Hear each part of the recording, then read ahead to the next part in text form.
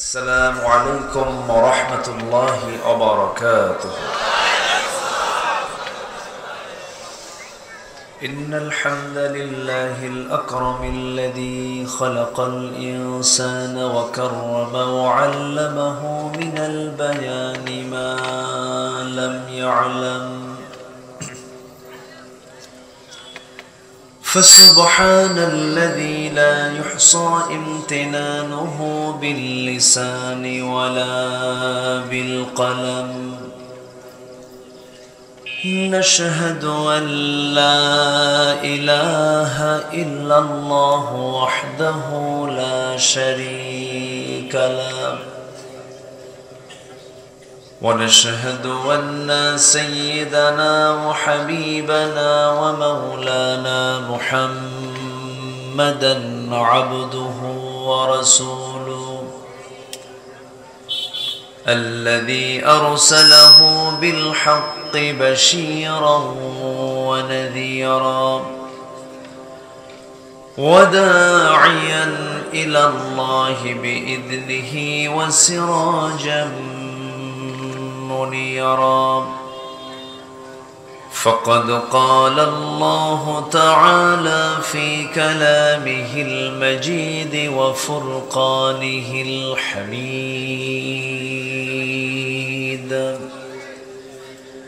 أعوذ بالله من الشيطان الرجيم. بسم الله الرحمن الرحيم.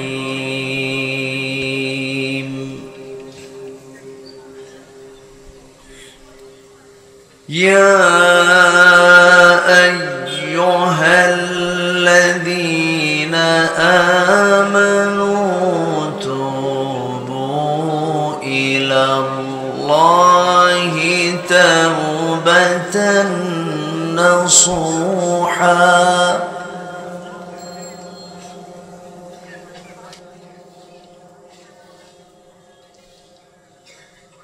عسى ربكم أن يكفر عنكم سيئاتكم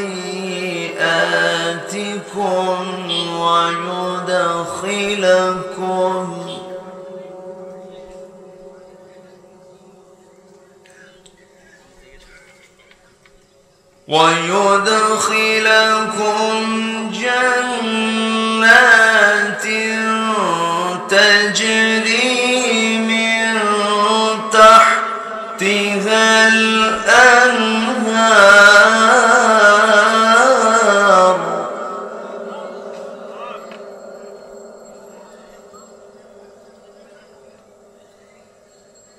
يوم لا يخزي الله النبي والذين آمنوا معه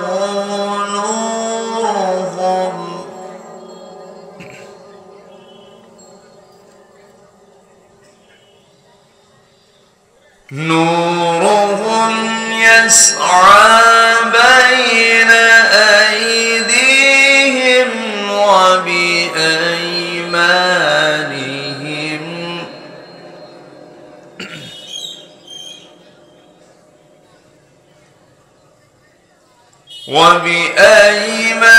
وبأيمانهم يقولون ربنا أتمم لنا نورنا واغفر لنا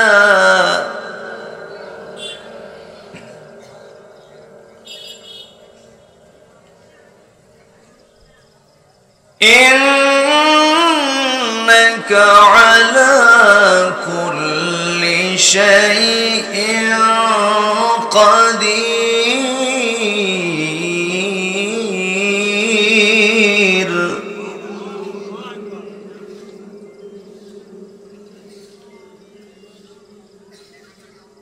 الله أكبر بسم الله الرحمن الرحيم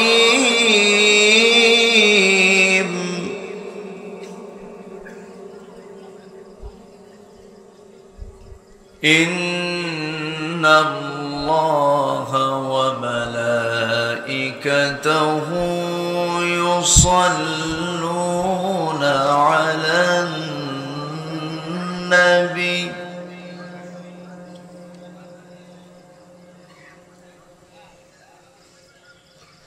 يا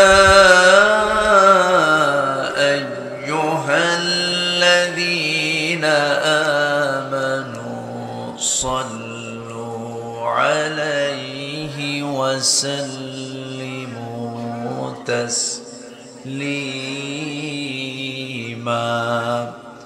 اللهم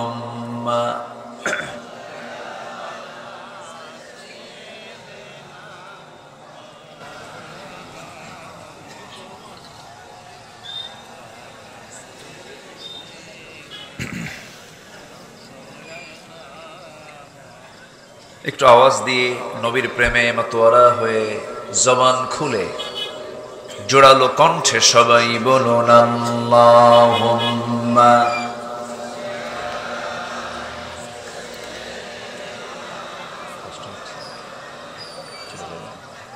একটু দেরি করে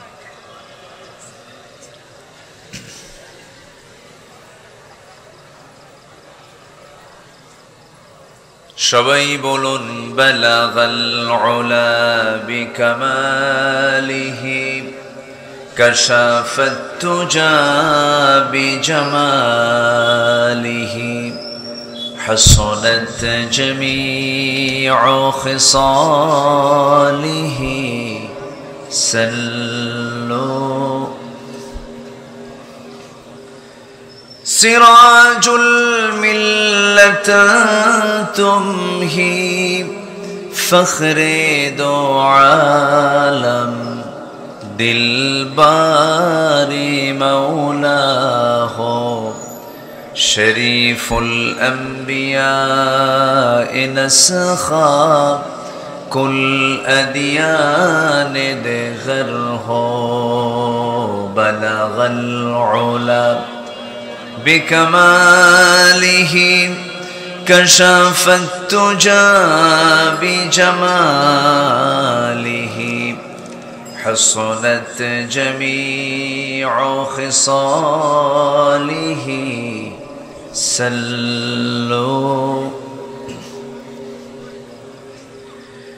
আমি কোরআনের সুর মাঝে শুনেছি যে নাম আজানের সুর মাঝেও শুনেছি সে নাম ও নাম শুনেছি আমি আমার হৃদয় হে রাসূল নবীজি তোমার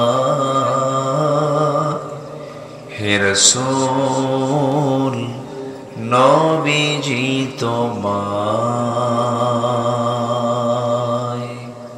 সবাই বলি সাল্লাল্লাহু আলাইহি ওয়াসাল্লাম।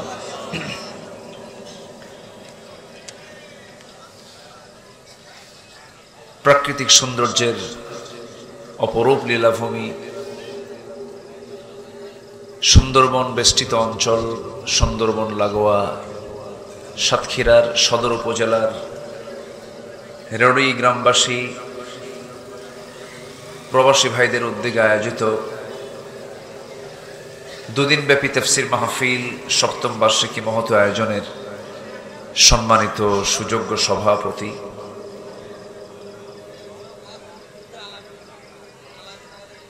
বিশিষ্ট সমাজসেবক, ইসলাম দরদী ব্যক্তিত্ব জনাব নুরুল ইসলাম কাজী সাহেব, আজকের মাহফিলের বরেণ্য অনারেবল চিফ গেস্ট, প্রধান অতিথি, আমার অত্যন্ত কাছের, যিনি আমার অনেক দুঃসময় আমার অনেক খোঁজখবর নিতেন। শুনেছি তিনি অসুস্থ, বাংলাদেশ জামাত ইসলামীর কেন্দ্রীয় সাংগঠনিক সম্পাদক সেক্রেটারি ওস্তাজুল আসাতিজা মুহাদ্দিস আব্দুল খালেক হাফিজাহুল্লাহ, আজকের মাহফিলের বরেণ্য অতিথিবৃন্দ, বিশেষ করে আমার পূর্বে কথা বলেছেন অত্যন্ত ঝাঁঝালো কণ্ঠের অধিকারী, তেজোদ্দীপ্ত উদীয়মান তরুণ, তারুণ্যের অহংকার, আমার অনুজ, হাসি মাখা মুখ, মধ্য মণিপুর জনকল্যাণ যায় মসজিদ মিরপুর ২ মসজিদের সম্মানিত সুযোগ্য খতিব, সাতক্ষীরার কৃতি সন্তান হাফিজুল কোরআন মাওলানা মুফতি আবু হাসান দোহারি, উপস্থিত আছেন হাজরাত উলামায়ে কেরাম, ফদলায়ে ইজাম, মুরব্বী সমাজ, সামনে উপস্থিত কষ্ট করে আসা দূরে কাছের বিভিন্ন স্থান থেকে তাওহীদের পতাকাবাহী, কালেমার ঝান্ডাবাহী, দ্বীন ইসলামের নরসারদুল বীর মুজাহিদ, প্রাণ প্রিয় সম্মানিত দ্বীনি ভাইরা, আড়ালে বসে আছেন সর্বগুণে গুণান্বিতা আমার শ্রদ্ধেয়া মা বোনেরা। আলোচনার সূচনায় আনুষ্ঠানিকতার মধ্য দিয়ে আমার পক্ষ থেকে আবারও দিল খোলা সালাম, আসসালামু আলাইকুম ওয়া রাহমাতুল্লাহি ওয়া বারাকাতুহু। সালামের জবাবটা খুব দুর্বল মনে হচ্ছে। দুর্বল হওয়াটা স্বাভাবিক, 12টা বাজে না, দুর্বল মনে হচ্ছে যে একটু আওয়াজ দিয়ে জবাব দেবেন, আসসালামু আলাইকুম ওয়া রাহমাতুল্লাহ। সবাই কেমন আছেন? আমাকেও প্রশ্ন করেছেন, আল্লাহ তাআলা আমাকে আপনার সাথীতে বসে রেখেছেন, আলহামদুলিল্লাহ। অসম্ভবকে সম্ভব করার যোগ্যতা একমাত্র কার? গতকাল এই সময় কি অবস্থা ছিল বলেন তো? দোহারি, যদিও আমার বয়স অনেক ছোট, কিন্তু আল্লাহ পাক তাকে অনেক সম্মান দিয়েছেন, মর্যাদা দিয়েছেন। মান তাওয়াদা ফাকাদ রাফাআহুল্লাহ, যে ব্যক্তি কাউকে সম্মান দেয় আল্লাহ তার মর্যাদা বাড়ায় দেয়।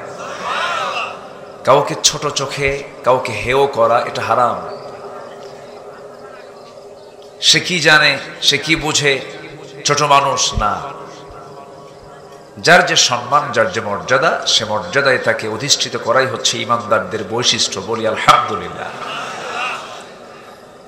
অনেক সুন্দর আলোচনা তিনি করেছেন এবং বুকে প্রচন্ড শক্তি তার। আমি শুনতেছিলাম যখন, ভাবলাম যে মাইকের কি দরকার ছিল, এটা আমি মনে মনে চিন্তা করতেছিলাম।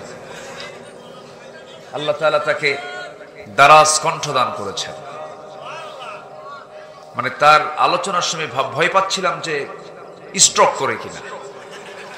আমি খুব চিন্তায় ছিলাম। জি না, আলহামদুলিল্লাহ। এই জজবা, এই শক্তি দরকার আছে না নাই বলেন? আছে না নাই? আল্লাহ পাক আমার অনুজ, আমার স্নেহধন্য মুফতি আবু হাসান দোহারিকে আল্লাহ তাআলা তার কণ্ঠ, জবান, জেহেন, ইলম, কালাম সব কিছুতে বরকত দিয়ে ভরপুর করে দেয়। জোরে বলি আমিন। সে পারে নাকি? সব পারে। মক্কার আজান, মদিনার আজান, গ্রামের আজানও পারে, সব পারে। আমি তো এত কিছু পারি না ভাই। আমি এলেম শূন্য, গায়ে তেমন ওজন নাই, গায়েরও ওজন নাই, এলেমেরও ওজন নাই। ছোটবেলায় আব্বার সাথে হাটে যেতাম, হাটে, গ্রামে হাট বলে না, হাটে যেতাম। আগে তো ডিজিটাল মাপ ছিল না, আগে মাপতে হলো ওই বাটখারা দিয়ে, ঠিক আছে না? সবচেয়ে বেশি ওজন যেটা 1000 গ্রাম, ওটার নিচে সাজায় রাখতো। এরপরে উপরে হলো 500 গ্রাম, এরপরে 250 গ্রামের বাটখারা, 200 গ্রাম, 100 গ্রাম, 50 গ্রাম, তারপরে 25 গ্রাম, 10 গ্রাম, এরপরে 5 গ্রাম। তো 5 গ্রামটা সবার উপরে, মাত্র কিন্তু 5 গ্রাম, আমি হলাম সেই 5 গ্রাম। সবার উপরে রাখে, কিন্তু এলেম খেলাম তেমন কিছু নাই। এই ফাঁকা ঝুড়ি থেকে কিছু কথা, এবং এটা অসময়ে বলবো, 12টায় মানে আলোচনায় উঠায় দেওয়া মানে কি জানেন? পাগলির সাথে ঘর সংসার করা। কি কথা কি বুঝতেছেন আপনারা? মানে এই সময় বোঝার কোনো সময় থাকে না, মানুষের ব্রেইন ক্যাপাসিটি। আলোচনা তো শুনতেছেন, অনেক আরো 2 আলোচক আলোচনা করে গেছে। যারা শিক্ষিত মানুষ তারাও বুঝবেন যে শেষ ক্লাসটা কিন্তু খুব কষ্টের হয়। যে ক্লাস নেয় সেও কয় শেষ হবে কখন, আর ছাত্র মনে মনে কয় স্যার যাবেন কখন। এটা হচ্ছে শেষ ক্লাসের বৈশিষ্ট্য। তো যাই হোক, আমি এই সময়ে যদি আপনি আমাকে সাহস দেন, কিছু কথা বলতে চাচ্ছি। সবাই আছেন তো ইনশাআল্লাহ? জোরে বলি ইনশাআল্লাহ। জেলার নাম কি বলেন? জেলার নাম কি? জাহান্নাম কয়টা বলেন? জাহান্নাম কয়টা? 7টা। 7টা জাহান্নাম। জেলার নাম কি? সাতক্ষীরা। চ্যালেঞ্জ হলো 7 জাহান্নামের দরজা থেকে মুক্ত হয়ে 8 জান্নাতের দরজা খুঁজতে হবে। সবাই রাজি আছেন তো ইনশাআল্লাহ? জাহান্নাম কয়টা? 7 আবওয়াব, 7টা দরজা। কিন্তু জাহান্নামের লোক সংখ্যা কিন্তু বেশি হবে, আর জান্নাতের লোক সংখ্যা কম হবে। কিন্তু জান্নাতের সংখ্যাটা বেশি এবং এরিয়াটাও বড়। সর্বনিম্ন যে জান্নাত দেওয়া হবে যাকে, সেই এরিয়াটা হবে 10টা পৃথিবীর মতো একটা জান্নাত। একটু আস্তে বলুন সুবহানাল্লাহ। 10টা পৃথিবী মানে কি বলেন? ছোটখাটো হয়েছে মনে হয় নাকি? 10টা পৃথিবীর মতো একটা জান্নাত। আর ফজরের 2 রাকাত সুন্নতের দাম হলো খায়রুদ দুনিয়া ওয়া মা ফিহা। দুনিয়া এবং দুনিয়ার মাঝে যা আছে তার চাইতে বেশি দাম। জোরে বলি সুবহানাল্লাহ। প্রতিনিয়ত কত নিয়ামত আমরা পাচ্ছি, কত কি পাচ্ছি। আমরা কোনো কিছুকে হাতছাড়া করব না, সকল নিয়ামতকে ধরতেই হবে। 7 জাহান্নামকে ক্লোজ করে 8 জান্নাতের দরজা আমাকে খুঁজে বের করতেই হবে। সেই জান্নাতের দরজা খোলার জন্য কি পড়া দরকার? আসতে বলবেন না, কি পড়া দরকার? আমরা একসঙ্গে যাই। চেহারা আপনার সুন্দর তো, সবাই চেয়ে আছে আপনার দিকে। মাশাআল্লাহ, চেহারাটা অনেক সুন্দর না? মাশাআল্লাহ, আলহামদুলিল্লাহ। ড্রেসটা অনেক সুন্দর সব দিক থেকে। মাশাআল্লাহ, আল্লাহ কবুল করুন। জোরে বলি আল্লাহুম্মা আমিন। খুব ভালো লেগেছে। জি, অনেক সুন্দর কণ্ঠ আল্লাহ পাক তাকে দান করেছেন। তবে খুব দুঃখজনক, এই ব্যক্তিদের কোনো মূল্যায়ন বিগত 16 বছর করা হয়নি। এখন আমাদের দেখলে ডিসিএসপিরা সালাম দিয়ে বলে হুজুর দোয়া চাই, খুব ঘন ঘন দোয়া চায়। এই সাতক্ষীরাতে ভাড়ুখালী একটা এলাকায় মাহফিল শেষ করে টোটাল সাতক্ষীরার একদম টোটাল ডিবির টিম আমাকে ঘেরাও করে সেখান থেকে ধরে নিয়ে বলল হুজুর চলেন, আপনাকে এসপি অফিসে যেতে হবে, আপনাকে সালাম জানিয়েছেন এসপি সাহেব। গেলাম। যে আচরণগুলো করেছে আর আজকের আচরণ, আসমান এবং জমিন তফাৎ। সেই দিন যে ব্যবহারগুলো পেয়েছে সাতক্ষীরাতে, শুধু সাতক্ষীরা না, গোটা দেশেই তো একই অবস্থায় ছিল। আল্লামা সাইদি হচ্ছেন তাদের কাছে সবচেয়ে বড় আসামি। যাদের কাছে সাইদির মতো ব্যক্তি বড় আসামি হয়, তারা কোন ফেরাউন হতে পারে চিন্তা করে দেখেন। আমি কি ভুল বলছি? একমাত্র ফেরাউনই প্রেতাত্মারাই আল্লামা সাইদিকে আসামি মনে করতে পারে। একটা সুদিন আমরা পেয়েছি, বলি আলহামদুলিল্লাহ। এখন কি আমাদের কি চলছে বলেন তো? একটা সুদিন চলছে। তবে আমরা বিশ্রাম নেব না, আমরা থামবো না যতক্ষণ না পর্যন্ত আমাদের কাঙ্ক্ষিত লক্ষ্যে আমরা পৌঁছতে না পারবো। ৭১ রক্ত দিয়েছে আমাদের অগ্রজরা, আমাদের বাপদাদারা, আমাদের পূর্বপুরুষরা ৭১ রক্ত দিয়েছেন, জুলুম থেকে মুক্ত করেছেন। 2024 আমাদের সন্তানরা রক্ত দিয়ে মুক্ত করেছে স্বৈরাচার থেকে। আগামীতে আর একবার ঝাঁকি দিয়ে, রক্ত দিয়ে, তাজা প্রাণ ঢেলে দিয়ে কোরআনের রাজ কায়েম করতে হবে বাংলার জমিনে। রাজি আছেন কারা কারা? হাত উঁচু করে দেখান মুসলমান।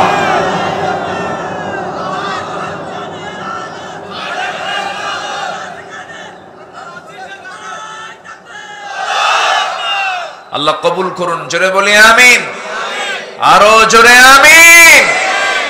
লক্ষ্য হলো জাহান্নামে যাওয়া না জান্নাতে যাওয়া? জাহান্নামের দরজা কয়টা? জেলার নাম কি? সাতক্ষীরা। সম্মানিত ভাইয়েরা, আমি আলোচনার সূচনা আমার অভ্যাস অনুযায়ী সূরা তাহরিম থেকে, বলুন তো সূরার নাম কি বলুন তো? তাহরিম। আমি আবার আয়াত ছাড়া কথা বলতে পারি না। একটা আয়াত নেই অথবা একটা হাদিসকে সাথে নেই, কারণ যে কথার মধ্যে আয়াত নাই, হাদিস নাই, সেই কথা যতই চমকপ্রদ হোক না কেন, কোনো দাম আল্লাহর কাছে নাই। তাহলে আলোচনা বরকতময় হওয়ার জন্য আয়াত ছাড়া দরকার না আয়াত দরকার? আয়াত দরকার। তাহলে একটা আয়াত আমরা খুঁজে বের করলাম, সূরা তাহরিম। সূরা কি? তাহরিম ৮ নম্বর আয়াত আমি তেলাওয়াত করেছি। সূরা তাহরিমটা হচ্ছে লিমা তুহাররিমা মা আহাল্লাল্লাহু লাক। আমার নবীজি মধুকে কেন্দ্র করে স্ত্রীদের সাথে তার একটা মতনৈক্য হয়। উনি এক পর্যায়ে বলেই ফেললেন যে আমি যাও মধু খাবো না, মধুই পান করবো না। বউদের সঙ্গে লাগে? কিছুই করে না, সব মনে ফেরেশতা। এই বউদের সঙ্গে লাগে কিনা বলে? লাগে কিনা? আমারও তো লাগে, লাগে লাগে, সবার লাগে। যার সংসার আছে তারই লাগে, যার সংসার নাই তার লাগে। আর লাগে মানেই মোহাব্বত আছে। লাগে মানে কি? মোহাব্বত আছে। নারী এমন একটা জাতের নাম, না লাগলে নারী হবে না। আল্লাহ পাক নারীকে বানিয়েছেন সোজা হাড়ে না বাঁকা হাড়ে? বাঁকা হাড়ে। এটা কি আমার কথা না নবীর কথা? খুলিকাত মিন দিলাইন, মেয়েদেরকে সৃষ্টি করা হয়েছে বাঁকা হাড়ে। আপনি যতই সোজা বানাবেন ততই বাঁকা হয়ে যাবে, এবং তাদেরকে যত বেশি প্রশংসা করবেন সোজা হয়ে যাবে। আর পুরুষের প্রশংসা করবেন, পুরুষ মনে মনে চিন্তা করবে ধান্দা কি, এত প্রশংসা করে কেন? পুরুষ প্রশংসা করলে মাইন্ড করে, আর মেয়েদের প্রশংসা করলে মেয়েরা খুশি হয়। তাহলে বাঁকা দূর করার ওষুধ কি বলেন? আস্তে কন, কি করা? প্রশংসা করা। বউ যদি একটু কালো হয় কখনো কালো বলবেন না, বলবেন তুমি আমার চোখে চাঁদের চেয়েও উজ্জ্বল। ও আয়না দেখে বলবে হ্যাঁ আমার স্বামীর রুচি ঠিক আছে। তো আল্লাহ তাআলা মেয়েদের কেমন করে সৃষ্টি করেছেন। আমার নবীজি একটু বললেন আমি মধু খাবোই না। এত পেঁয়াজ যখন তোমাদের লাগছে, আল্লাহ পাক বলছেন ইয়া আইয়ুহান নাবিয়্যু লিমা তুহাররিমা, আপনি কেন হারাম করবেন আমি যে আপনার জন্য হালাল করেছি? না, আপনি এটা কখনো বলতে পারেন না। মধু আল্লাহ তাআলা বান্দার জন্য দিয়েছেন পৃথিবীর সকল রোগের ঔষধ করে। জোরে বলেন সুবহানাল্লাহ। সে ওষুধ, সে মধু নামক এই ওষুধ ফ্যাক্টরি কোন জেলায় অবস্থিত বলেন? ওরে সব তো সুন্দর জবাব দিলেন, বলেন কোন জেলা বলেন? গোটা দেশের মধু সাপ্লাই হয় কোন জেলা থেকে? বলি আলহামদুলিল্লাহ, জোরে বলি আলহামদুলিল্লাহ। এটা পরে যাচ্ছি আমি। আসুন সেই সূরা তাহরিম থেকে কিছু কথা আমরা বলতে চাচ্ছি। ওমা তাওফীকি ইল্লা বিল্লাহ, ৮ নম্বর আয়াত। কয় নম্বর আয়াত বলেন তো? ৮ নম্বর আয়াত। আচ্ছা, আমরা অশুদ্ধ থাকতে চাই না শুদ্ধ হতে চাই বলেন তো? নাপাক না পাক? বলেন নাপাক না পাক? যে নামাজ না পড়ে সে কি? আস্তে কয়, আরো জোরে। যে রোজা না রাখে সে কি? বলে যে বিড়ি খায়। এখানে প্যাঁচ লাগছে কি? ভালো করে খান। হ্যাঁ,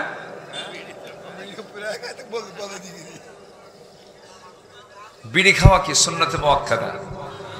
এত বিড়ি খায় জাতি, এই জাতি বিড়ি খাওয়া ছাড়লো না। রাগ করতেছেন নাকি আপনারা? আবার কোন নেশা করা যাবে না। বিড়ির সাথে আগুন আছে না নাই? বিড়ির সাথে ধোঁয়া আছে না নাই? ধোঁয়া এবং আগুন জান্নাতের কোথাও খুঁজে পাওয়া যাবে না। কিন্তু ধোঁয়া এবং আগুন কোথায় থাকতে পারে বলেন তো? জাহান্নামে। আমি এটা যুক্তি দিলাম, এটা কিন্তু দলিল না, কিন্তু এটা ক্ষতি, চরম ক্ষতি। আমরা নাপাক থাকবো না, আমরা পাক থাকবো। নাপাকের ঠিকানা হলো জাহান্নাম, আর পাকের ঠিকানা কোথায়? জান্নাত। আমাকে খাঁটি হতে হবে, আমাকে পাক থাকতে হবে, আমাকে পিওর থাকতে হবে, আমাকে শুদ্ধ থাকতে হবে। তবে মাথা থেকে পা পর্যন্ত গোটা দেহের ভিতরে একটা অংশ আছে, সে অংশটা যদি শুদ্ধ থেকে যায়, সেই অংশটা যদি পাক থেকে যায়, খাঁটি থেকে যায়, আল্লাহ রাব্বুল আলামিন ওই অংশটুকু খাঁটি থাকার জন্য তাকে জান্নাত দিয়ে দিবেন। আলা ইন্না ফিল জাসাদি লামুদগাতান ইযা সালুহাত সালুহাল জাসাদু কুল্লুহু ওয়া ইযা ফাসাদাত ফাসাদাল জাসাদু কুল্লুহু আলা ওয়া হিয়াল কলব। ও আমার সাহাবীরা, মানুষের দেহের ভিতরে একটা গোশতের টুকরা আছে, সেই টুকরা যদি খাঁটি থেকে যায়, শুদ্ধ থেকে যায়, গোটা বডি তার ঠিক থেকে যায়। আর ওই অংশটুকু যদি নষ্ট হয়ে যায়, গোটা দেহ নষ্ট হয়ে যায়। আলা ওয়াহিয়াল কলব, সাবধান, সেই জায়গাটা হলো কলব। জোরে কোন সুবহানাল্লাহ। কলব, এটাকে ঠিক রাখতে হবে। এটাকে শুদ্ধ রাখার জন্য আল্লাহ পাক কোরআনে 10টা পন্থা দিয়েছেন। কয়টা পন্থা দিয়েছেন বলেন তো?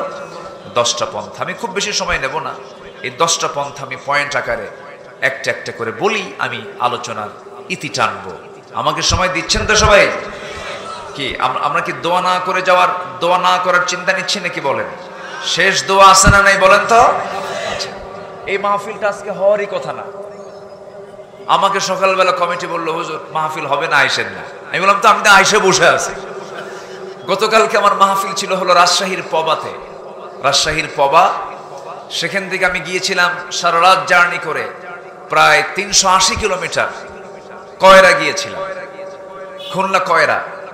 সেই কয়রাতে একটা মসজিদ উদ্বোধন হবে, হামজা, আমি নগণ্য গোলাম, তারপরে আরো মেলাগুলো সব একসাথে, হ্যাঁ একদম 10-15 জন আলেম ওলামা সব এক জায়গায় হয়ে একটা মসজিদ উদ্বোধন হলো। এরপর মুরব্বীর সঙ্গে কথা হলো যে মাহফিল আমরা করব, আবহাওয়া আল্লাহ পাক ভালো দিয়েছেন, মাহফিল না করলে কেমন হয়। চলে আসছি। বেজার হয়েছেন মনে হয় আপনারা? খুশি হয়েছেন তো? আল্লাহ যেন খুশি হন, জোরে বলি আমিন। এই মাহফিল থেকে যদি একটা মানুষের নামাজি হয়, এটাই মাহফিলের সফলতা। আল্লাহ মাহফিলকে কবুল করুন, জোরে বলি আল্লাহুম্মা আমিন। আমার দিকে দয়া করে তাকাবেন, কেউ যাবেন না প্লিজ। আমি বড় জোর আর 1 ঘন্টার সময় আমি আপনার থেকে চেয়ে নিচ্ছি, কেউ যাবেন না, একটু থাকবেন। এই ঠিক আছে? হ্যাঁ, খান নাই? আহারে, যে চিল্লাইছে খায় নাই, খান, একসঙ্গে যাবো কিন্তু আমরা। হ্যাঁ, কথা আছে, তাহলে ওনার খাওয়ার ব্যবস্থা করেন একটু। যে আপনাদের খাওয়ার ব্যবস্থা মনে হয় নাই না? না, ওনাদের খাওয়ার ব্যবস্থা? হ্যাঁ হ্যাঁ, ও আচ্ছা। আবার কিছু কিছু মাহফিলে তাবারক করে, তো এটা মনে হয় নাই। কি কষ্ট পাচ্ছেন নাকি? আপনার ক্ষুধা লাগছে নাকি?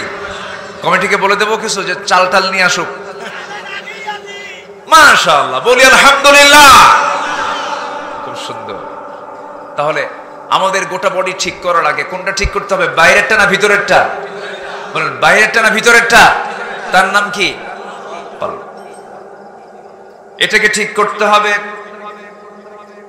এটাকে ঠিক করার জন্য 10টা পন্থা আছে। এই 10টা পন্থা যদি আমরা ট্রিট করি, আমরা ভালো হয়ে যাব, জান্নাত নামক বড় নিয়ামত আমরা পেয়ে যাব। এর মধ্যে 1 নাম্বার হলো খাঁটি মনে তওবা করতে হবে, নির্ভেজাল তওবা করতে হবে। আল্লাহ রাব্বুল আলামিন বলেন, ইয়া আইয়ুহাল্লাযীনা আমানু তুবু ইলাল্লাহি তাওবাতান নাসুহা আসা রাব্বুকুম আন ইউকাফিরা আনকুম সাইয়্যাতিকুম ওয়া ইউদখিলকুম জান্নাতিন তাজরি মিন তাহতিহাল আনহার। জোরে বলুন আল্লাহু আকবার। ঈমানদারেরা, তোমরা তওবার মতো তওবা করো, যে তওবার মধ্য দিয়ে তুমি বান্দা আল্লাহর নৈকট্য হাসিল করতে পারবে, সেরকম করে তুমি তওবা করো। বাবার 4টা সন্তান, 4টা সন্তানের মধ্যে যে সন্তানটা সবচাইতে বড় দুষ্ট, সেই সন্তানটার দিকে বাপ মার নজর কম থাকে না বেশি থাকে? আসতে কয়, কম থাকে না বেশি থাকে? বেশি থাকে। যেটা সবচেয়ে ভালো ছেলে, তার দিকে কোনো খেয়ালই রাখে না বাপ মা। সবচেয়ে ভালো ছেলের দিকে কোনো তার লক্ষ্য নাই, সন্তান তো সেটা ভালোই আছে, কিন্তু যে সন্তানটা একটু দুষ্ট হয়, বখাটে হয়, বাপ মার টেনশন সর্বক্ষণ তাকে নিয়ে হয়, চোখের পানি ফেলে ফেলে কেন্দে বলে আল্লাহ আমার সন্তানকে ভালো করে দাও, নেশা করে নেশা থেকে মুক্ত করে দাও। পৃথিবীর জীবনে যেমন আমরা দেখি একটা দুষ্ট সন্তানের জন্য বাপ মার যেমন সবচেয়ে নজর তার দিকে বেশি থাকে, এই দুনিয়াতে যে বান্দার দ্বারা সবচেয়ে বেশি গুনাহ হয় সেই বান্দার দিকে সবচেয়ে নজর বেশি রাখেন তিনি আমার কে। আল্লাহ বারবার চিন্তা করেন এই বান্দাটা কখন তওবা করবে। যখন বান্দা তওবা করে একটা পা গায়, আল্লাহ পাক তার দিকে 10টা পা গায় দেন। বান্দা যখন হেঁটে হেঁটে আসে, আল্লাহ তার দিকে দৌড়ায় দৌড়ায় চলে যান। ওই বান্দা যখন আল্লাহর কাছে ক্ষমা চায়, ওযু যখন বানায় নেয়, ওযু বানানোর সঙ্গে সঙ্গে হাত যখন ধৌত করে হাতের সগরা গুনাহগুলো মাফ হয়ে যায়।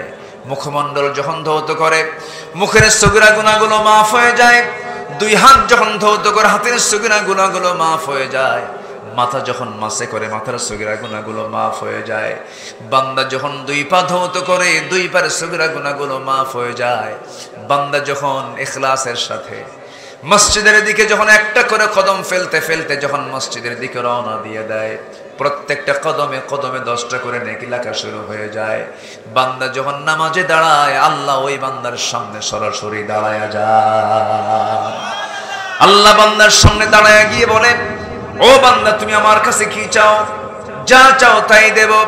সূরা পড়া শুরু করে দেয়। সহিহ হাদিস এসেছে, যখন বলে আলহামদুলিল্লাহি রাব্বিল আলামিন, আল্লাহ বলেন হামিদানি আবদি আর রহমানির রহিম, আল্লাহ বলেন আসনা আলাইয়া আবদি। বান্দা যখন বলেন মালিকি ইয়াউমিদ্দিন, আল্লাহ বলেন মাজ্জাদানি আবদি ইয়াকা না'বুদু ওয়া ইয়াকা নাস্তাঈন পর্যন্ত যখন বান্দা বলে, আল্লাহ বলেন হাদা বাইনি ওয়া বাইনা আবদি। বান্দা তুই আমার কাছে কি চাস? প্রাণ খুলে চা বান্দা।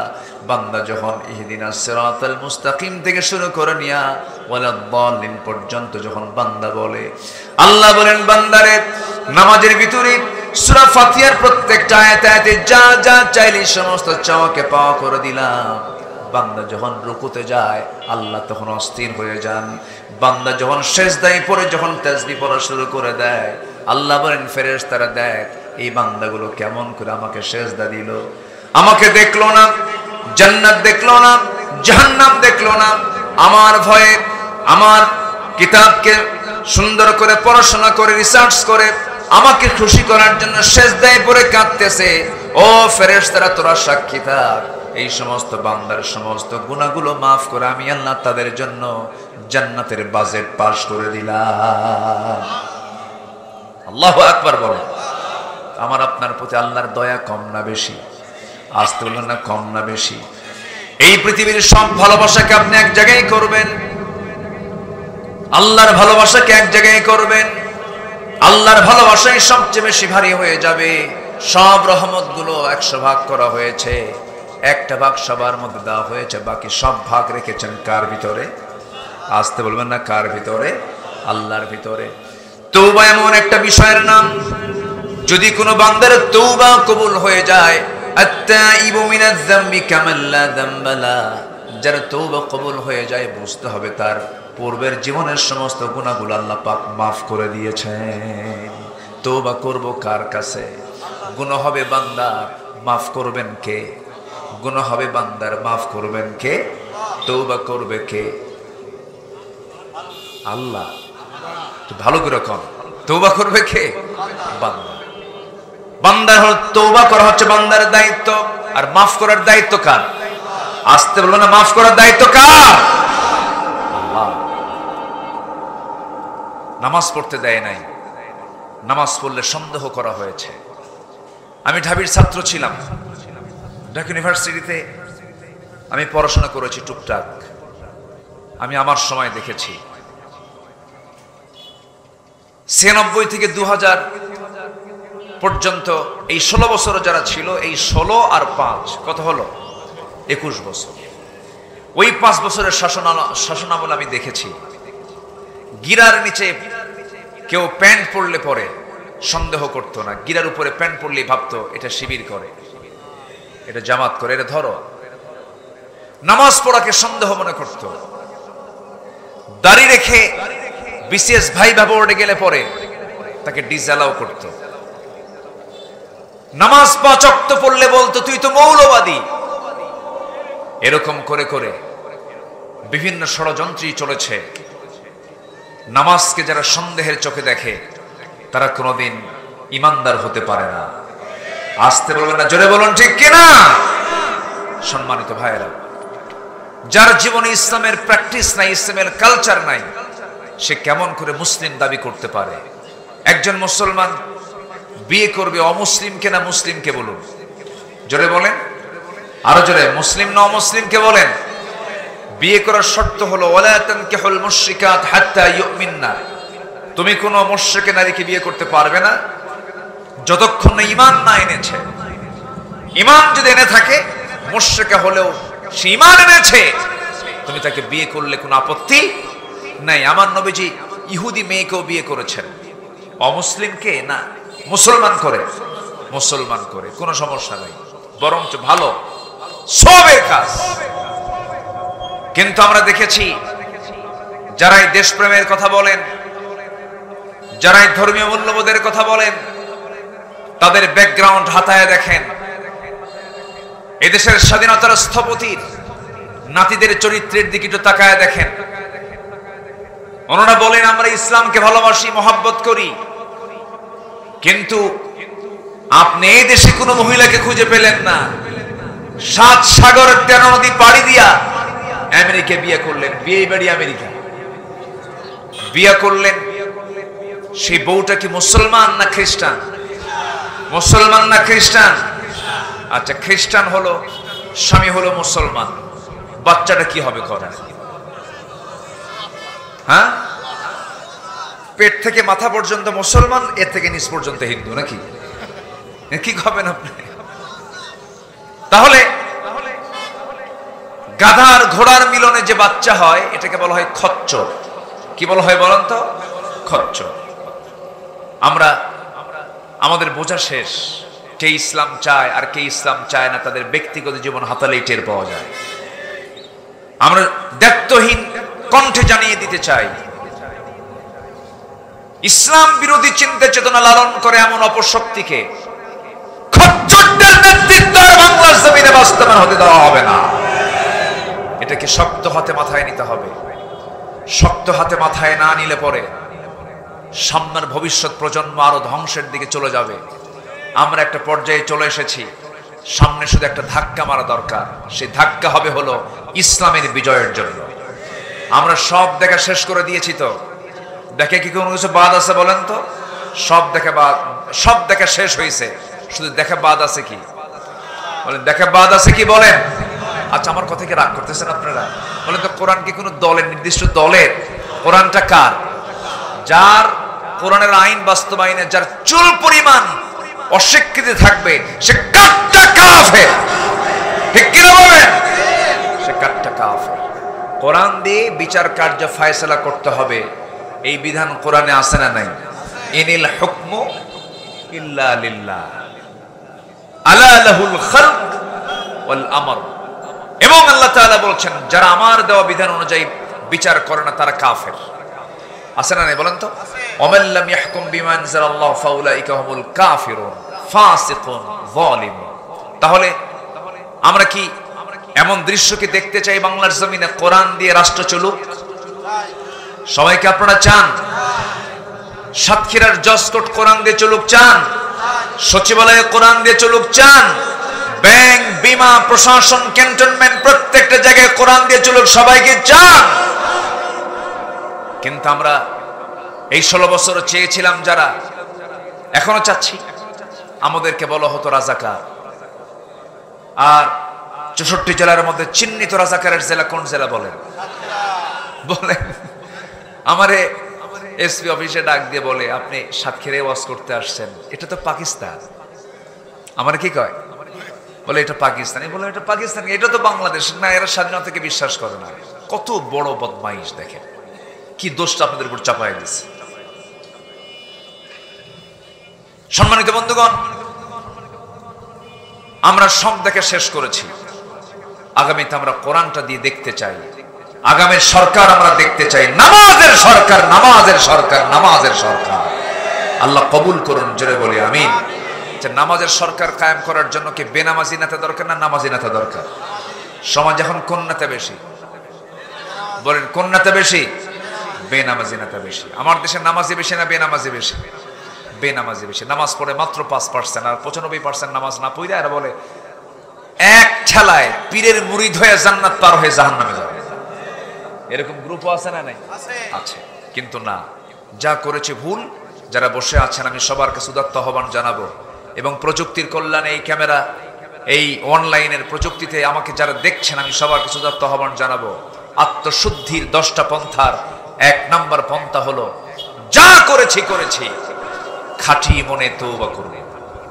সবাইকে রাজি আছেন? আপনার গুনাহ বড় না আল্লাহর রহমত বড়? বলেন তো, বলেন বলেন। আমাদের গুনাহ বড় না আল্লাহর রহমত বড়? আল্লাহকে মাফ করতে পারেন না? শর্ত হলো কি করতে হবে? বলেন বলেন বলেন, কি করতে হবে? তওবা। তওবা যদি করা হয়, আল্লাহ রাব্বুল আলামিন বলেন, বান্দা তোমার পাহাড় পরিমাণ যদি কোনো গুনাহ হয়ে থাকে আমি তোমাকে মাফ করে দেব। আমি তোমাকে সবকিছু মাফ করে সম্মানজনক জান্নাত আমি তোমাকে দিয়ে দেব। ইল্লা মান তাবা ওয়া আমানা ওয়া আমিলা সালিহান ফাউলাইকা ইউবাদদিলুল্লাহু সাইয়্যাতিহিম হাসানাত। জোরে বলুন আল্লাহু আকবার। যারা তওবা করবে, ঈমান আনবে, নেক আমল করবে, আমি আল্লাহ তাআলা তাদের শুধু গুনাহই মাফ করব না, তার জীবনের যে অর্জিত যত গুনাহগুলো আছে সমস্ত গুনাহগুলো আমি আল্লাহ সওয়াব বানায়া তা পাল্টায়া দেব। চিন্তা করা যায় আমার আল্লাহর দয়াটা কত। মানে তওবা যদি কবুল হয়, আমার আপনার জীবনের যে গুনাহটা আছে সেই গুনাহটা আল্লাহ পাক সাইয়্যাতকে হাসানাত দিয়ে সওয়াব দিয়ে পরিপূর্ণ করে দিবেন। তাহলে আমার আল্লাহকে আমাকে জান্নাত দিতে চান? আস্তে কথা, জান্নাত দিতে চান, কিন্তু আমাদের প্রস্তুতি কম। আল্লাহর নাম নেওয়ারই সময় থাকে না। খাওয়ার আগে বিসমিল্লাহ খাবো এটাও মনে থাকে না। খাওয়ার আগে যে বিসমিল্লাহ বলবো এটাও মনে থাকে না। কিন্তু আল্লাহ রাসূল বলছেন বিসমিল্লাহ যদি প্রথমে মনে নাও থাকে, মাঝখানে যদি মনে হয় তাও বলো বিসমিল্লাহি আউয়ালাহু ওয়া আখিরাহু, তাও আমার নামটা বাদ দিও না। আল্লাহু আকবার বলে তওবা করব কার কাছে? আল্লাহর কাছে। ছোট্ট একটা ইতিহাস মনে পড়লো আমার নবীজির সময় কোন এক নারী, কোন এক মহিলা জেনার কাজে লিপ্ত হয়ে গেছে। মাহফিলে কি মা বোন আসছে? মায়েরা আসছে, মাশাআল্লাহ, আলহামদুলিল্লাহ। আপনাকে অনেক সুন্দর লাগতেছে। আপনি কাজী সাহেব তো না?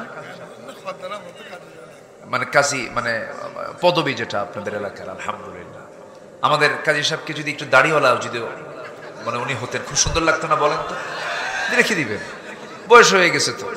মাশাআল্লাহ মাশাআল্লাহ, রাখবেন না? ইনশাআল্লাহ রাখতে হবে। সবাই কি মনে করেন আপনারা? আমরা আগামীর মাহফিলে আমাদের কাজী সাহেবকে আমরা দাড়িওয়ালা দেখতে চাই ইনশাআল্লাহ। সবাই কি রাজি আছেন ইনশাআল্লাহ? আল্লাহ কবুল করুন, আল্লাহ কবুল করুন।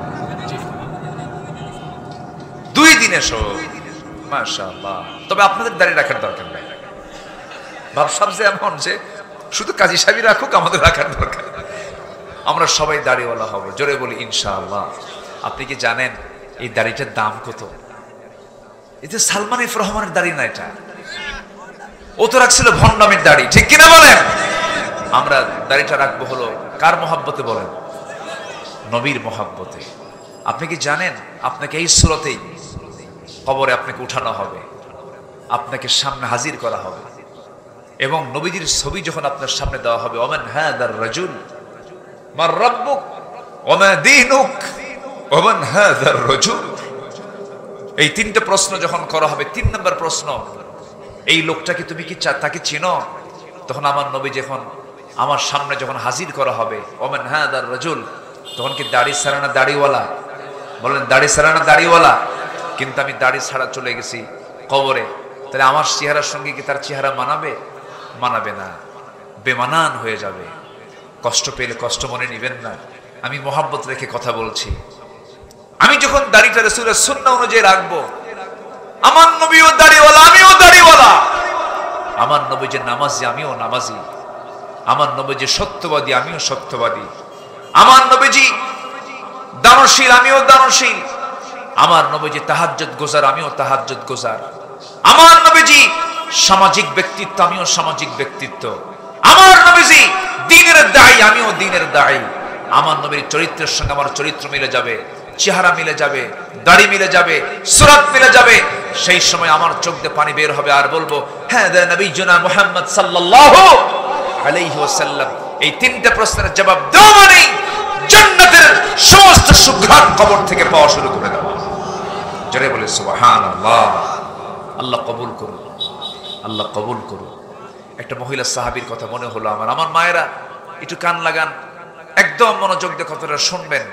আপনার একটা কথা আপনার জীবনকে চেঞ্জ করে দিতে পারে। এটা তো আমার কথা না, সাহাবে কেরামদের জীবন থেকে ছোট্ট একটা ইতিহাস আমার মনে পড়লো।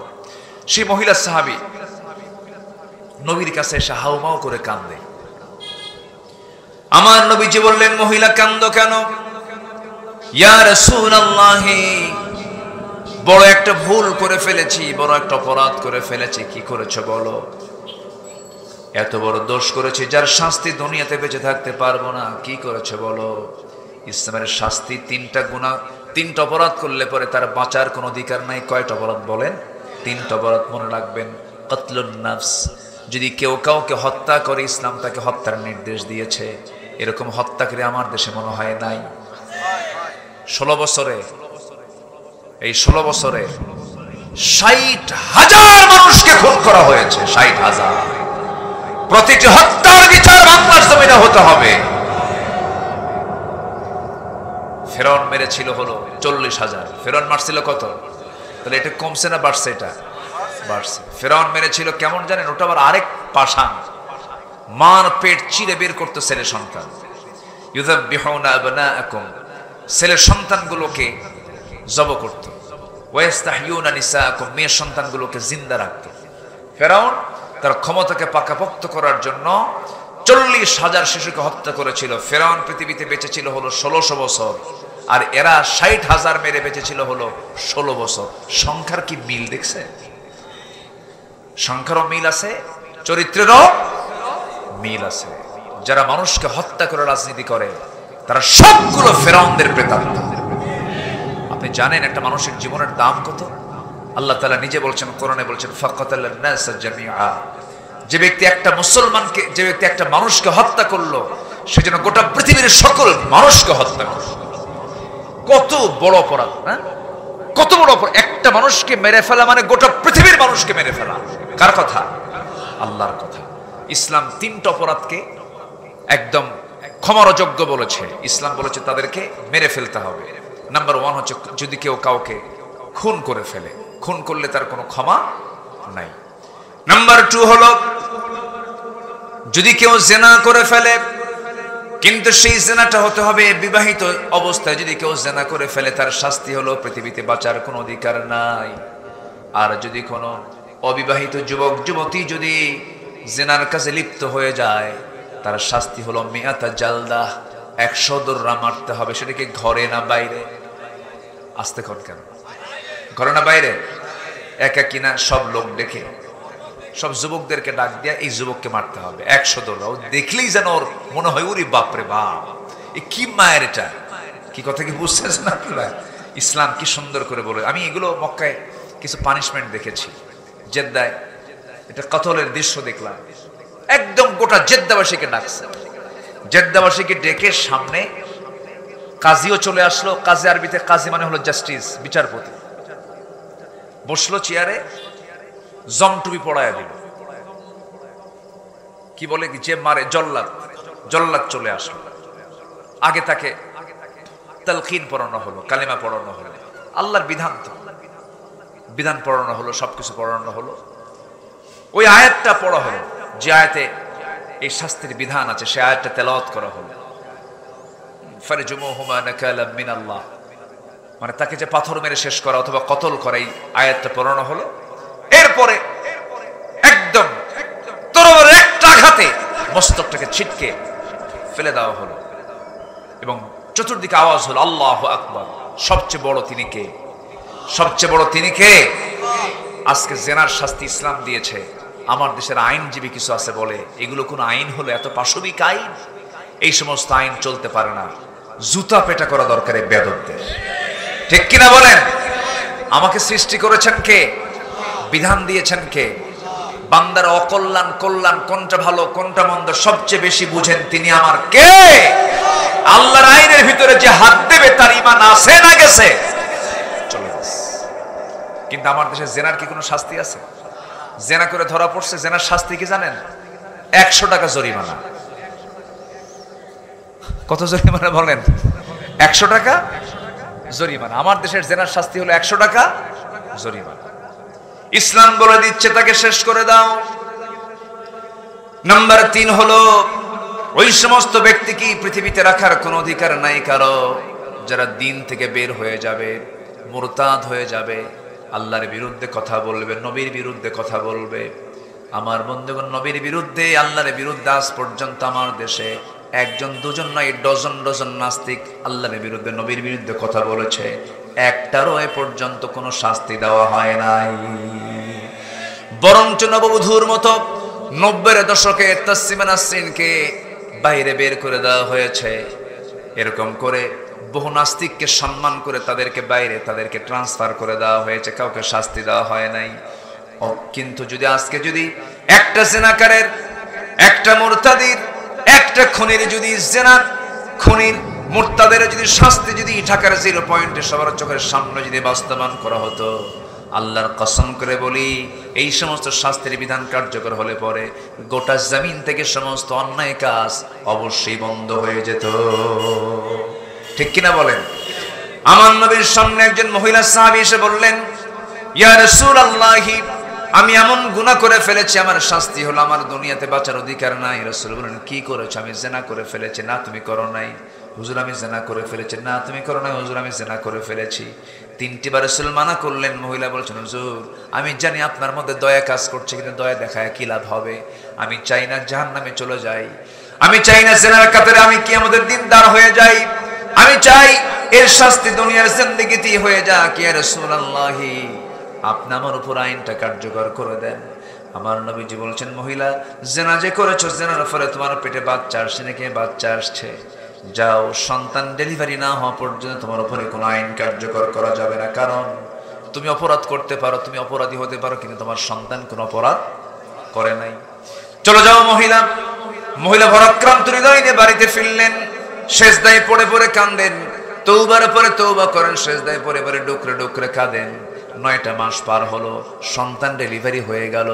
সন্তান ডেলিভারি হওয়ার 2 দিন 3 দিন 4 দিন পর নয়, মাত্র 1টা দিন পর সন্তানকে বাসায় রেখে নবীর সামনে হাজির হয়ে বলছেন, ইয়া রাসূলুল্লাহ, সন্তান ডেলিভারি হয়ে গেছে, আপনি আমার উপর আইনটা কার্যকর করে দেন।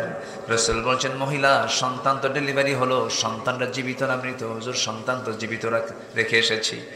আমার নবীজি বলেন, কোনো কথা নাই, হাওলাইনি কামিলাইন, অবশ্যই তোমাকে 2টা বছর সন্তানকে দুধ পান করাতে হবে। যাও মহিলা বাড়িতে চলে যাও। হুজুর আমি বাঁচবো তার গ্যারান্টি? রাসূল বললেন, আমি তোমার জন্য দোয়া করে দিলাম। একটা প্রশ্ন করতে চাই, বলুন তো আমার নবী আসামি ধরার জন্য কি পুলিশ পাঠানো লাগছে নাকি? পুলিশ পাঠানো, কোনো জেলখানার প্রয়োজন হয়েছে নাকি? কোনো গোয়েন্দা লাগে নাই, কোনো পুলিশ লাগে নাই, জেলখানার প্রয়োজন হয় নাই। আসামি নিজে হাজির হয়েছে বিচারপতির সামনে, একমাত্র কেবলমাত্র কার ভয়ে? জাতি ভালো হবে কার ভয়ে? জাতিকে শিক্ষা দিতে হবে কার ভয়ের শিক্ষা? আল্লাহর ভয়ের শিক্ষা দিতে হবে, মানুষ ভালো হয়ে যাবে। আল্লাহর ভয়ে ছাড়া মানুষ ভালো হবে না। প্রশাসনের ভয় দেখিয়ে মানুষকে ভালো করা যাবে না। খুন কখনো বন্ধ হবে না।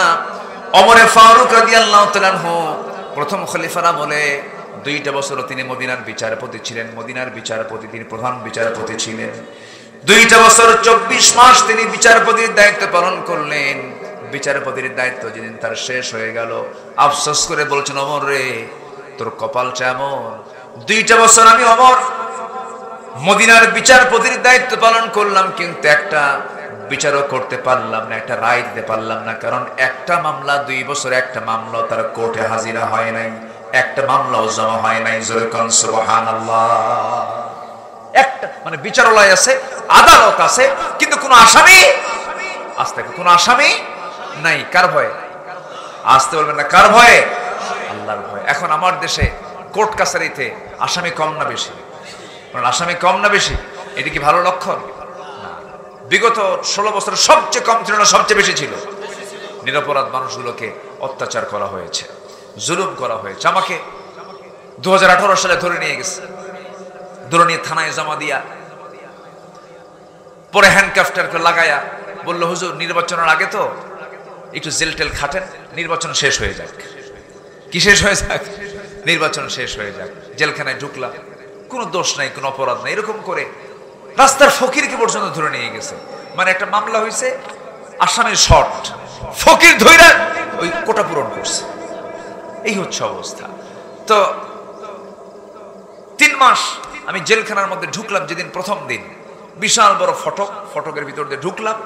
ঢোকা মাত্রই দেখি আমার এক পরিচিত এক মুরব্বী, বয়স 80 থেকে 85 বছর হবে, আমার দিকে তাকায়, আমাকে দেখি লম্বা একখান সালাম দিয়ে বলে, হুজুর আপনি জেলখানায় ঢুকছেন? খুব খুশি হলাম। বলুন তো, জেলখানায় ঢুকলে কি খুশি হওয়ার কথা? তো বললাম, খুশি কেন আপনি? কে বাবাজি ওয়াজ শুনতে যাই আপনার, অনেক দূর থেকে ওয়াজ শুনি, বহুবার চেষ্টা করেছি আপনার সঙ্গে মুসাফা করব, একটু মুআনাকা করব, একটু গল্প করব, একটাবার চান্স পাই না। আল্লাহ আমার কত সুন্দর সহজে মিলাই দিয়েছে। দোয়া করি আপনি জেলখানায় থাকেন।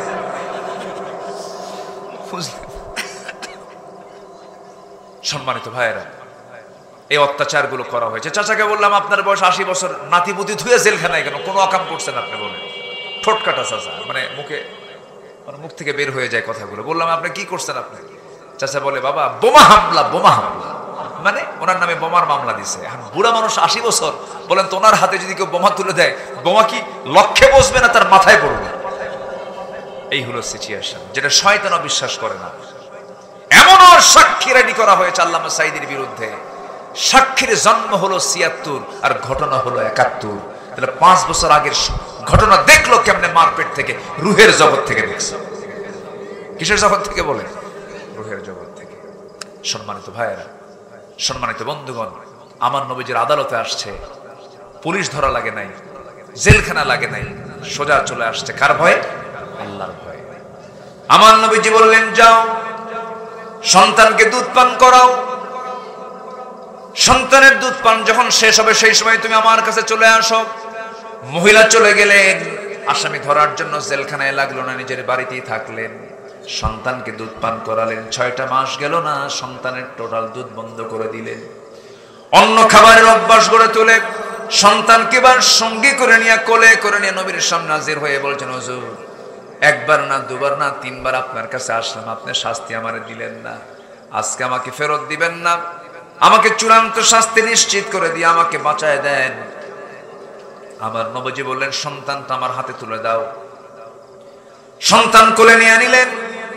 সাহাবায়ে কেরামকে লক্ষ্য করে বলছেন, সাহাবীরা, এই যে সন্তানকে তোমরা আমার হাতে দেখতে পেতেছো, এই সন্তানের লালন পালনের দায়িত্ব যে বান্দা গ্রহণ করবে, আমি রাসূল আর সেই সাহাবী জান্নাতের মধ্যে 2 নখের দূরত্ব অবস্থান করব। ফাইয়া ফিল জান্নাতি কাহাতাইন। কয়েকজন সাহাবী দৌড় মেরে চলে আসলেন। আমার নবীজি একজন সাহাবীর কোলে সন্তানকে উঠায়া দিলেন আর বললেন, ও সাহাবীরা, আমার এই আদরের মহিলা সাহাবীকে নিয়ে যাও, উন্মুক্ত মরু প্রান্তরে বুক পর্যন্ত পুঁতে রেখে তাকে পাথর মেরে শেষ করে দাও। যখন বুক পর্যন্ত পুঁতে রাখা হলো, পর্দার নিয়ম রক্ষা করে তাকে কাপড় দিয়ে ঢেকে দেওয়া হলো। সাহাবায়ে কেরাম যখন পাথর মারতেছিলেন, এর মধ্যে একজন সাহাবী সাইয়েদনা আলী পাথর যখন মারছিলেন, ওই মহিলার শরীর থেকে কয়েক ফোঁটা রক্ত ছিটকে তার হাতে লাগলো। রক্তগুলোকে দেখলেন, নাপাক রক্ত মনে করে নাসিকা কঞ্চিত করলেন, নাক শিকায় তুললেন। সঙ্গে সঙ্গে নবীর কাছে গিয়া কি কথার যখন পুনরাবৃত্তি করে বলছেন, হুজুর ওই মহিলাকে যখন পাথর মারতেছিলাম, ওই মহিলার কিছু রক্ত আমার হাতে এসে নাপাক রক্ত ছিটকে পড়েছিল। রাসূল বলছেন, ও আমার আলী, তুমি কার রক্তকে নাপাক রক্ত বলো? তুমি কে জানো? এই রক্তটা জমিনে স্পর্শ হওয়ার পূর্বে মহান রব্বুল আলামিন তাকে জান্নাতের মেহমান বানায় নিয়েছে। সুবহানাল্লাহ বলবেন না? কিসের কারণে? তওবা। কিসের কারণে বলেন? তওবা। তাহলে ওই মহিলাকে আল্লাহ পাক মাফ করে দিয়েছেন কোন আমলের কারণে? বলেন তো, বলেন কোন আমলের কারণে? তওবা। আত্মশুদ্ধির জন্য, নিজের নফসের শুদ্ধতার জন্য পন্থা হলো 10টা। কয়টা বলেন তো? 10টা। এর চলতেছে কয় নাম্বার? বলেন। তওবা করা কয় নাম্বার চলতেছে? আরো আছে কয়টা? নুরু। ওয়াজ কি শেষ না শুরু? অনেক রাত হয়ে গেছে। আলহামদুলিল্লাহ, আপনারা বসে আছেন, আমি খুবই আনন্দিত। আমার মা, জি আমার মা যারা আছেন, আমি আপনাদেরকে করজোড়ে মিনতি জানাই। আপনি কি জানেন আপনার সামান্য কিছু আমল আল্লাহর একটা জান্নাতের দরজা খুলে দেবে, কিন্তু আপনার সামান্য ভুল আপনাকে জাহান্নামে যাওয়াকে অনিবার্য করে দেবে। মেয়েদের ভিতরে সবচেয়ে বড় সমস্যা হলো মেয়েরা তাদের রূপকে পরপুরুষের সামনে দেখাতে খুব পছন্দ করে, আধুনিক সমাজের মেয়েরা। ঠিক কিনা বলেন? এটা চেহারা যদি সুন্দর হয়, মনে হয় উনি মনে করেন যে আমি দুনিয়ারই কেউ না, আমার দুনিয়াতে কে আছে, ভাবসাবী অন্য ধরনের, মনে সে অন্য একটা জগৎ থেকে আসছে। না মা, আপনার সকল সৌন্দর্য আপনার প্লেস করতে হবে স্বামীর সামনে, আপনার সৌন্দর্য পরপুরুষের সামনে দেখানো যাবে না। ভুল হয়ে গেছে, তওবা করে ফিরে আসুন, মাফ করে দিবেন তিনি আমার কে? আল্লাহ তাআলা। আমার নবীজি বলছেন, আলী যা বলেছো বলেছো, এই মহিলার জানাজার আয়োজন করো। এই মহিলার জানাজার নামাজের দায়িত্ব আমি রাসূল নিজের কাঁধে উঠায় নিলাম। আমার নবীজি জানাজার প্রান্তরে চলে গেলেন, জানাজা শুরু করলেন, জানাজা শেষ করে ফেললেন। আমার নবীজি কাঁদা কাঁদা কণ্ঠে সাহাবে কেরামকে লক্ষ্য করে বলছেন, সাহাবীরা, কিছুক্ষণ পূর্বে যে মহিলার জানাজা আমরা পড়লাম, যে মহিলার জানাজা আমরা শামিল হলাম, আমি রাসূল নিজে তার জানাজার নেতৃত্ব দিলাম। এই মহিলার জীবনের শেষ সময় পর্যন্ত 24 ঘন্টার ম্যাক্সিমাম টাইম সেজদায় পড়ে যে পরিমাণ তওবা করেছে, যে পরিমাণ চোখের পানি ফেলে যায় নামাজ ভিজে ফেলেছে, এই মহিলার সেই তওবা যদি মদিনার 70 জন গুনাহগারদের মাঝে যদি বন্টন করে দেওয়া হতো, প্রত্যেককেই মাফ করে আল্লাহ রাব্বুল আলামিন তাদের 70 জনকে জান্নাত দিয়ে দিতেন।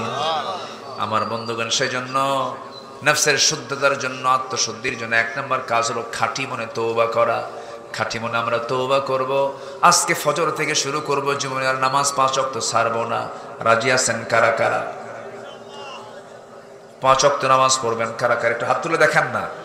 জোরে বলি ইয়া আল্লাহ, আরো জোরে বলি ইয়া আল্লাহ, ইয়া রহমান। আমাদেরকে 5 ওয়াক্ত সালাত নামাজ আদায় করার তৌফিক তুমি আল্লাহ দিয়া দাও। জোরে বলি আমিন, আরো জোরে আমিন, আরো জোরে আমিন।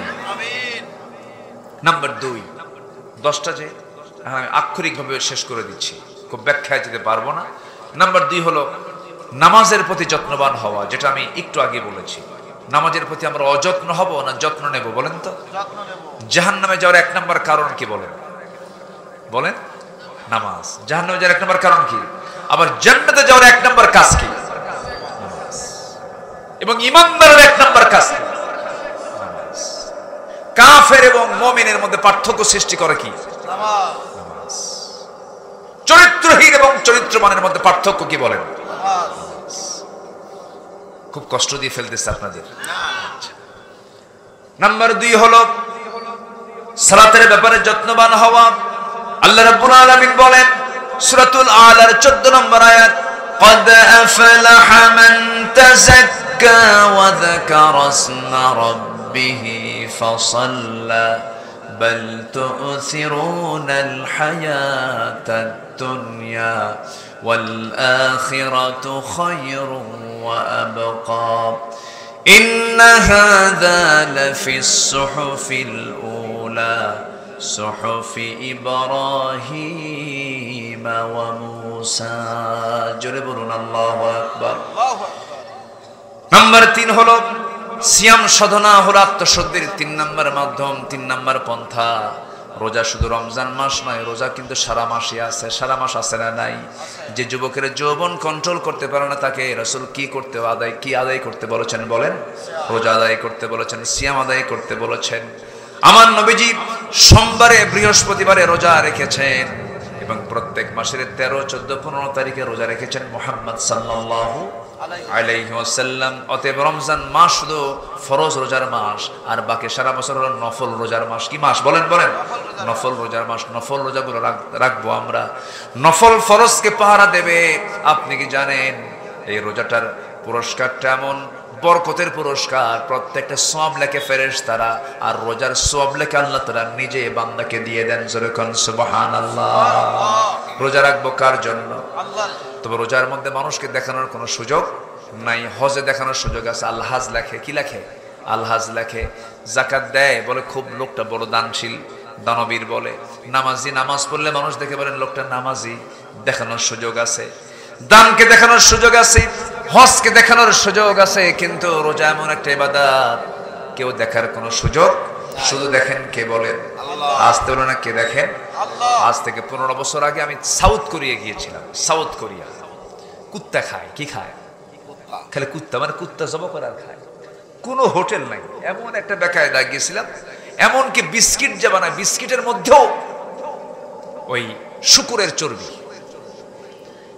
মানে খাওয়া দাওয়া এত কষ্ট, চরম কষ্ট। নিজে রান্না না করা পর্যন্ত কোনো খাবারে আপনি শুদ্ধতা পাবেন না, হালাল পাবেন না। তো আমার একটা সফর ছিল, সেখানে 2টা মসজিদ উদ্বোধন ছিল। 2টা মসজিদের উদ্বোধনের জন্য আমি গিয়েছিলাম আজ থেকে আরো 13-14 বছর আগে। তো আমার এক পরিচিত এই দেশেরই মানুষ, প্রবাসী, ওখানে থাকে। সে ওখানে বিয়েও করছে। কি করছে? বিয়ে শাদী করছে। বৌদ্ধ একজনকে বিয়ে করে তাকে মুসলমান বানায় নিয়ে এরপরে সংসার করছে। তো সে বন্ধু, সেই ভাইটা আমাকে বলতেছে, ভাই আমার এক মালিক, সে বৌদ্ধ, তো রমজান মাসে রোজা আছি আমি, আমাকে বারবার বলতেছে তুমি পানি খাও তো। আমি তো হলি ফাস্ট, আমার মানে জাস্ট আমি রোজা আছি। আমি কেনা খাও তুমি? না, আমার আল্লাহ দেখে ফেলবে, আমার আল্লাহ রাগ করবে, অসন্তুষ্ট হবে। আল্লাহ পাক আমাকে রোজা রাখার জন্য বলেছেন। কে? তোমার আল্লাহ তোমাকে মানা করছে? ভালো কথা, খাইও না, আমার সামনে লুকায় খাও, যাও। কি কথা কি বুঝতেছেন আপনি? মানে ওরা তো এমন ধর্ম পালন করে, আমি নিজের চোখে দেখেছি। ওই বছরে করে কি একবার ওদের বাপদাদার কবরে যায়, সমাধিতে যায়, বছরে একবার দুবার যায়।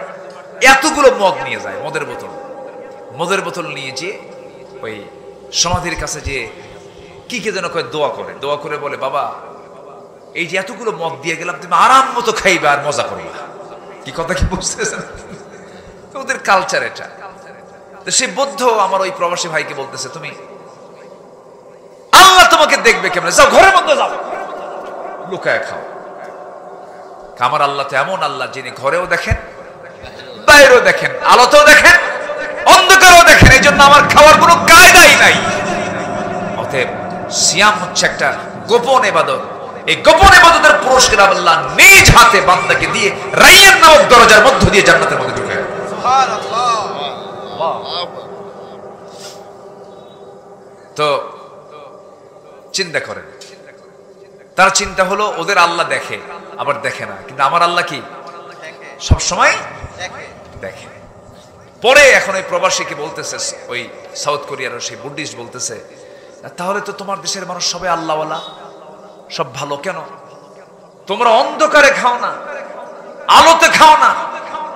অন্ধকারে না খেয়ে থাকো আর আলোতে না খেয়ে থাকো, যে আল্লাহর ভয়ে, সে দেশের মানুষের চাইতে ভালো মানুষ পৃথিবীতে আর নাই।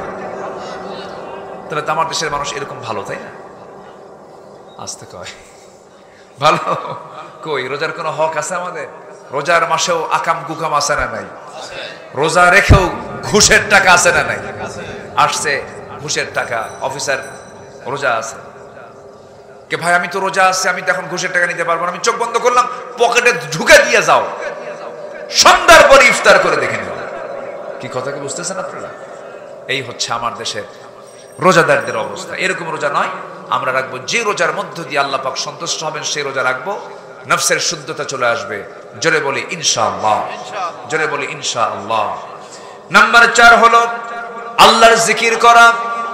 লোহায় যেমন মরিচা লাগে, এই কলবের মধ্যে মাঝে মাঝে মরিচা লেগে যায়, সেই মরিচা দূর হওয়ার জন্য বলতে হবে 4টা আমার রাসূলের শিখে দেওয়া জিকির। সবাই বলেন সুবহানাল্লাহ, বলেন সুবহানাল্লাহ, আলহামদুলিল্লাহ, লা ইলাহা ইল্লাল্লাহ, আল্লাহু আকবার।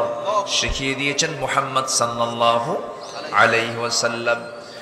আল্লাহ রাব্বুল আলামিন বলেন, আল্লাযীনা আমানু ওয়া তাতমাইন্নু কুলুবুহুম বিযিকরিল্লাহ, আলা বিযিকরিল্লাহি তাতমাইন্নুল কুলুব। সূরা রা'দ আয়াত নম্বর 28। যাদের দিলের মধ্যে আল্লাহর জিকির থাকবে তারাই তো প্রশান্ত হৃদয়ের হবে। যার হৃদয়ের মধ্যে আল্লাহর নাম থাকে সেই বান্দা সবচেয়ে প্রশান্ত বান্দা। জোরে কোন সুবহানাল্লাহ। তার মধ্যে কোনো হাই হুতাশ থাকে না। যার আল্লাহর জিকির থাকে তার মধ্যে কোনো হাই হুতাশ থাকে না, এতে প্রশান্ত থাকে। নাম্বার 5 হলো কোরআনের সঙ্গে সম্পর্ক বৃদ্ধি করতে হবে। এই কিতাবের সঙ্গে তাআল্লুকটা বাড়াতে হবে, সম্পর্ক বাড়াতে হবে। এই কিতাবের সঙ্গে যার সম্পর্ক বেশি, আল্লাহর সঙ্গে তার সম্পর্ক বেড়ে যাবে। আমার বন্ধুগণ, কোরআন আমরা বেশি বেশি করে পড়বো, বেশি বেশি করে বোঝার চেষ্টা করব। জোরে বলি ইনশাআল্লাহ। নাম্বার 6 হলো সেজদায় বেশি বেশি ক্রন্দন করা। কান্নাকাটি করার জায়গা ব্যক্তির কাছে না আল্লাহর কাছে? ব্যক্তির কাছে না আল্লাহর কাছে? কিন্তু আজকে মানুষ কান্দে বেশি আল্লাহর কাছে না ব্যক্তির কাছে? ব্যক্তির কাছে কান্দে। ব্যক্তি আপনাকে সমাধান দিতে পারবে না, আল্লাহ আপনাকে সমাধান দিতে পারবে না, এই জন্য আল্লাহর কাছে আমরা কাঁদবো। নাম্বার 7 হলো হালাল রিজিক উপার্জন করব। নাম্বার 8 হলো মিথ্যাচার ছেড়ে দেব, গীবতকে ছেড়ে দেব। নাম্বার 9 হলো অহংকার আত্মগরিমা বর্জন করব। নাম্বার 10 হলো সবচেয়ে বড় একটা গুণ, তাকওয়া অর্জন করব। এই 10টা গুণ যার মধ্যে থাকবে তার নফসের শুদ্ধতা 100% চলে আসবে। কথাগুলো কার? আল্লাহ তুমি সবাইকে আমল করার তৌফিক দিয়ে দাও। জোরে বলি আমিন। আমি আমার কথা আর বাড়াবো না, যতটুকু হয়েছে আমরা বলে ফেলি আলহামদুলিল্লাহ। জোরে বলি আলহামদুলিল্লাহ, আরো জোরে বলি আলহামদুলিল্লাহ। ফজর হবে তো সবার? সবার ফজর হবে তো? আমার মা বোন যারা আসছেন পর্দা কন্টিনিউ করবেন। খালাতো ভাই, মামাতো ভাই, দুলা ভাই দেখা করা জায়েজ নাই, এই সমস্ত বিষয়গুলো খেয়াল করার চেষ্টা করবেন। অনেক দূর থেকে অনেক কষ্ট করে কোরআন শোনার জন্য আসার জন্য ধন্যবাদ। এবং অল্প সময় আপনার দাওয়াতে সাড়া নিয়ে মাহফিল তো বন্ধ হয়ে গিয়েছিল, আবার ঘোষণার মধ্য দিয়ে মাহফিলে চলে আসছেন। আল্লাহর মেহেরবানি, আল্লাহর মেহেরবানি, আল্লাহর মেহেরবানি। আল্লাহ তাআলা এই মাহফিলকে কবুল করুন, কমিটিকে কবুল করুন, সবাইকে কবুল করুন। জোরে বলি আল্লাহুম্মা আমিন। সবাই নামাজের মতো করে বসি, সবাই বলে সুবহানাকাল্লাহুম্মা সুবহানাকাল্লাহুম্মা ওয়া বিহামদিকা আশহাদু আল্লা ইলাহা ইল্লা আনতা আস্তাগফিরুকা ওয়া আতুবু ইলাইকা। চিৎকার মেরে বলি ইয়া আল্লাহ, আমার জীবনের সাগীরা কবীরা, ছোট বড় সব গুনাহ তুমি আল্লাহ মাফ করে দাও। জোরে বলুন ইয়া রাব্বাল আলামিন, ইয়া রাব্বাল আলামিন, ইয়া রাব্বাল আলামিন। আল্লাহুম্মা আমিন। ربنا ظلمنا أنفسنا وإن لم تغفر لنا وترحمنا لنكونن من الخاسرين ربنا لا تزغ قلوبنا بعد إذ هديتنا وهب لنا من لدنك رحمة إنك أنت الوهاب। গভীর রাত, নিঝুম রাত, হাজারো মুসলমান নরনারীকে নিয়ে তোমার কালামের 2-3টি আয়াতকে সামনে রেখে আত্মশুদ্ধির পন্থাগুলো কি এই বিষয়ে কিছু আলোচনা করেছি। গুনার বোঝা মাথায় নিয়ে কাঙ্গাল ফিকারির মতো দুটো হাত পেতেছি। আল্লাহ, গুনার দিকে নজর দিও না, বান্দা মনে করে তামাম জীবনের সমস্ত গুনাহগুলোকে মেহেরবানি করে মাফ করে দাও। আব্বা আম্মা যারা দুনিয়া থেকে বিদায় নিয়েছেন, জিন্দেগির গুনাহগুলো মাফ করো। কবরগুলোকে তুমি আল্লাহ জান্নাতের টুকরা বানায়া দাও। আব্বা আম্মার জন্য কি দোয়া তাও শিখিয়ে দিয়েছো, আওয়াজ দিয়ে ঠোঁটটা নড়ায় নড়ায় আমার সঙ্গে সবাই বলুন রব্বিরহামহুমা কামা রব্বায়ানি সাগীরা। রব্বিরহামহুমা কামা রব্বায়ানি সাগীরা। রব্বিরহামহুমা কামা রব্বায়ানি সাগীরা। আল্লাহ তাআলা বিশেষ করে মাহফিলটার আয়োজন করলেন যারা, শোনার জন্য কষ্ট করে আসলেন যারা, বিনিময়ে কিয়ামতের কঠিন ময়দান, যেদিন কেউ কাউকে চিনবে না, এমনকি মা সন্তানকে পর্যন্ত স্বীকার করে বসবে, যেদিন মানুষ কাঁদতে কাঁদতে চোখের পানিগুলো পড়ে যাবে, চোখ থেকে রক্ত বের হওয়া শুরু হয়ে যাবে, সেই কঠিন মুসিবতের দিন এই মাহফিল সবার জন্য নাজাতের মাধ্যম তুমি আল্লাহ বানায়া দিও। তোমার বান্দাগুলোকে নিয়ে এমন সময় হাত তুলেছি, ও আল্লাহ, পৃথিবীর মানচিত্রে সবচেয়ে বড় মজলুম জনপদ ফিলিস্তিন, মেহেরবানি করে ফিলিস্তিনকে তুমি আল্লাহ ইহুদি মুক্ত করে দাও, বাইতুল আকসাকে তুমি আল্লাহ মুসলমানদের হাতে তুলে দাও। আয় আল্লাহ তাআলা 180 কোটি মুসলমানের জন্য আল্লাহ একটা ওমর দুনিয়াতে পাঠায়া দাও। আয় আল্লাহ তাআলা তোমার সন্তুষ্টি আমরা কামনা করি, তোমার রাজি আমরা কামনা করি। আল্লাহ মেহেরবানি করে সেই পথে নিও না যে পথে নিলে পরে চিরভ্রান্তি হয়ে যাবে। তোমার সঠিক পন্থা, তোমার সঠিক পথে, সেই সঠিক পন্থায় চলার তৌফিক আল্লাহ তুমি আমাদের সবাইকে দিয়ে দাও। দুনিয়া থেকে কোন দিন বিদায় নেব জানি না রে আল্লাহ, যেদিন মরে যাব টান মেরে ঘর থেকে বের করে দেবে, জীবনের শেষ গোসল হয়ে যাবে রে, মরা মুখ সব দেখে দেখে চলে যাবে, টেনে হেঁচড়ে কবরের দিকে নিয়ে চলে যাবে। কবরে শয়ে দেবে, বাঁশ চাপা দেবে, মাটি চাপা দেবে, 24 ঘন্টা যাবে না, মাথার চুল খসে খসে পড়বে। 3 দিন যাবে না রে, চামড়াগুলো গলে গলে পোকার পেটের খাবার হয়ে যাবে। 7 দিন লাগবে না, পেটের নারী বেরি সব চোখ মুখ কান নাক দিয়ে বের হয়ে কিম্ভূত কিমকের চেহারা হয়ে যাবে রে। কত শখের বন্ধু পর হয়ে যাবে, কত প্রাণপ্রিয় কলেজার টুকরা সন্তানগুলো সব পর হয়ে যাবে। বউটা সারা জীবন একসঙ্গে ছিলাম রে, দাম্পত্যমে জীবন কাটিয়েছি, মরার সঙ্গে সঙ্গে পর হয়ে যাবে। এই তো দুনিয়ার নিয়ম রে আল্লাহ, তোমার পছন্দের বান্দা না হওয়া পর্যন্ত মরণ দিও না।